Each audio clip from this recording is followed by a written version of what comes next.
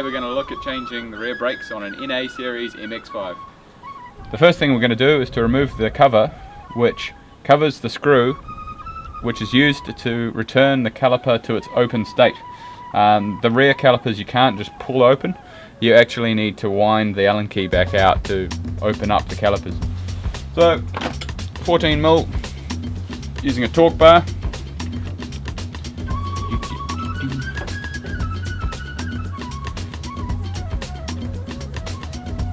There we go. So now with that cover off, by the way this is the cover, that's the mounting bolt which holds the handbrake cable, so it's the inner one, closest towards the axle. On the other side obviously mirrored the other way. Little bolt which is just the cover. It's actually got a copper washer on there. If you don't have a copper washer then you'll need one because it seals the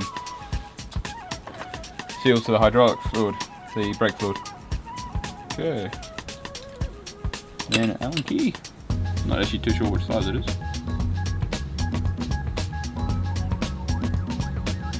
Not that size. 5mm? 4mm? There you go. Feels like it's 4mm. Now you can actually do this after you've removed the caliper. I find it easier to do it while the caliper's actually in place. That way you don't have the caliper flopping around while you do it. Makes it easier. Now, the other thing, when you're winding this piston out, the fluid's got to go somewhere, so I've actually made sure there's space in the reservoir first before doing this. I actually got halfway through bleeding the front brakes. Okay, now once you've reached the end, so there's no more to go, when you pull out your Allen key, you'll actually pull out the little key which actually does the turning, so make sure you put that in somewhere safe, don't lose it. Nearly lost the first one I did. Right, next step, we're going to remove the caliper. So that's done by removing this tiny little, it's actually a 10mm bolt, that's what we're going for. It's just a lower, the lower bolt on the caliper. Alright. So 10mm better.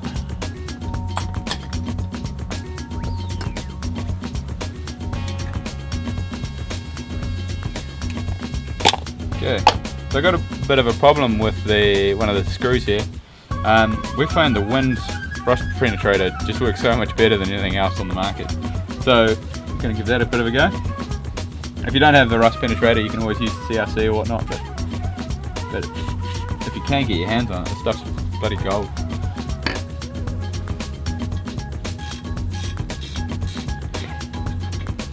Oh, look at that, straight out.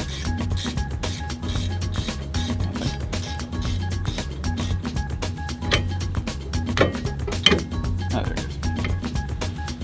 Oh man. So you can see the reason we're having trouble is there's absolutely no grease on that slider pin. So when we put it back in, we're going to have to make sure it's nice and clean, nice and greased up, and it'll work much better than what it was. Alright, once that slider pin is out, then all we need to do to remove the entire caliper assembly is to swing it up and slide it in.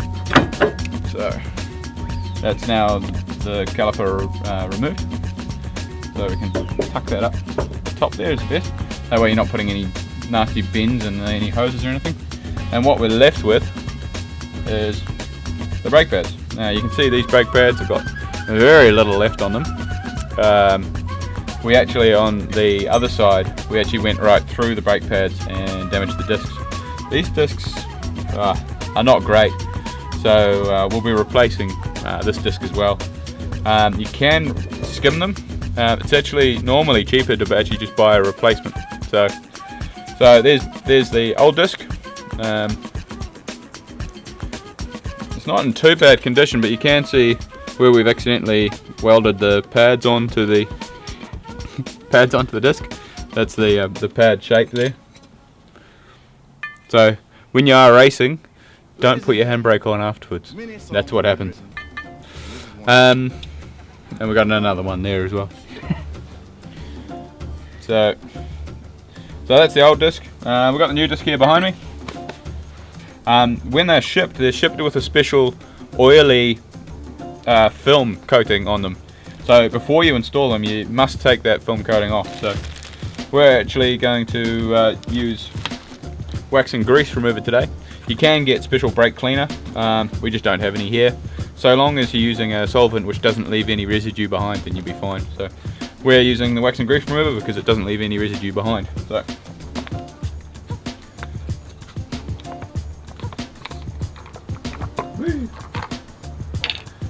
all you need to do, pour a bit onto a rag. Make sure you don't touch the end of the bottle because you'll get some contaminants going back into it. And wipe it down.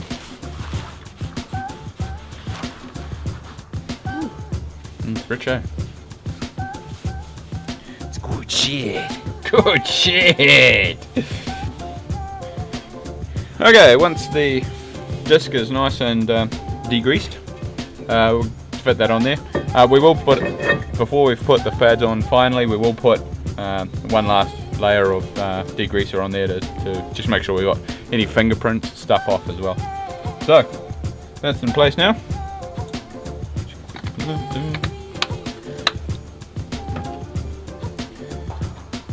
Okay, so the next step is to put the pads in place. We're using EBC yellow stuff brake pads, racing spec, or light racing spec. We're only a light car, so that's all good. So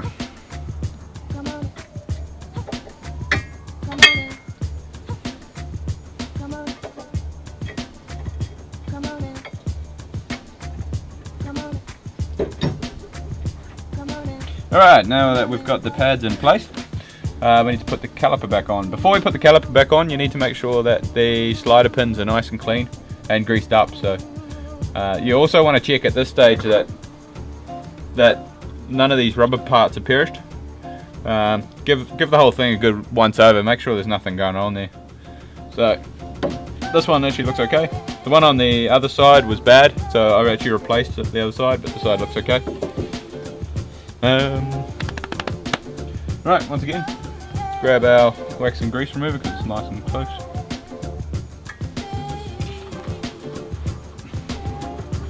Any kind of solvent to get the old stuff off is fine.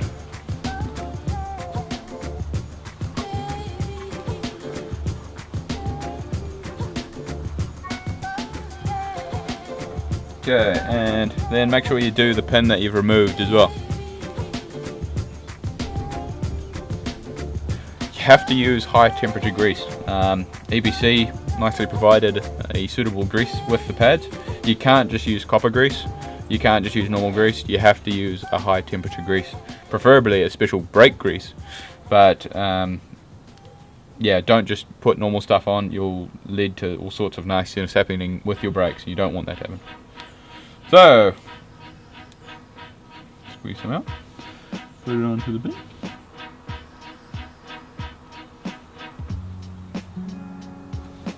Okay. So with the upper pin greased up and the two brake pads in place, we then, make sure you wipe your hands properly, then put the actual caliper back on. So, yeah. So, if you've got a lovely system, alright. There. Oh, there we go. Okay, so you slide the top slider on, and just be careful not to get the rubbers caught. There we go. Right, with the caliper in place, now we need to grease up the lower pin.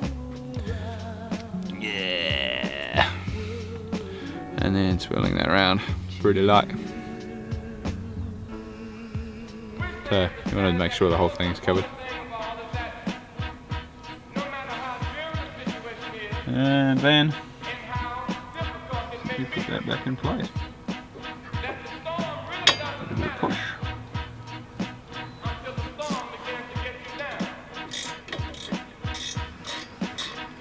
And simply tighten that 10mm bolt up nice and tight.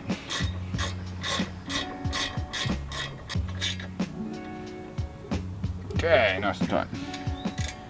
Right, so now the piston's in place, the caliper's in place, the pads are in place. We just need to tighten up the handbrake adjustment.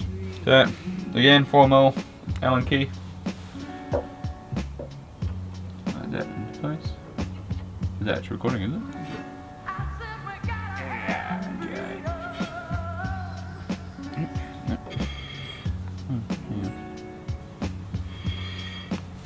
Okay, so how to know if you've got the Allen key down up tight enough? Basically do it so you can't turn the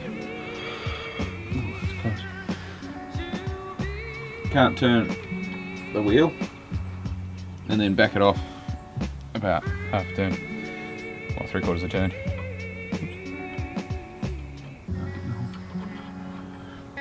So that we're at a position we can't turn the wheel. Back it off 3/4.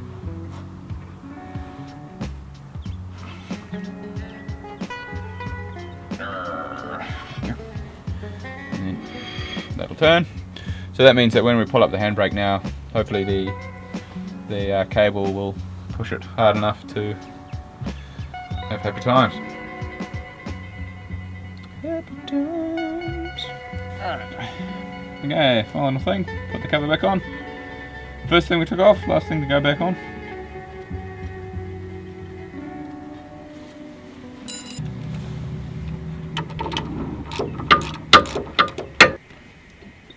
Noise there.